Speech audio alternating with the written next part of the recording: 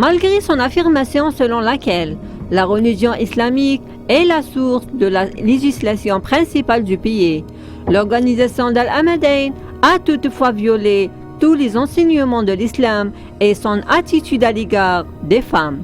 où la femme au Qatar actuellement manque beaucoup de leurs droits en vertu des lois arbitraires édictées par l'organisation d'Al-Hamadain, qui violent de manière flagrante les droits des femmes. Les organisations de défense des droits des femmes ont confirmé que le racisme de l'organisation d'Al-Hamadain à l'égard des femmes a atteint un niveau record. Les femmes qatariennes ne peuvent posséder des terres à l'égalité avec les hommes, ce qui en fait des citoyens de deuxième classe dans le pays. Non seulement les limites de la propriété, mais la femme qatari chez elle et surtout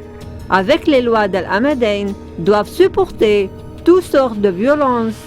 et d'humiliations sans trouver le droit et sans trouver une loi pour la rendre justice, en particulier en présence de la loi numéro 47 qui codifie le châtiment du mari, le nom d'épouse disciplinaire. On fait de la justice des femmes une question lointaine à réussir. La loi numéro 22 de 2006 sur le statut familial et l'état personnel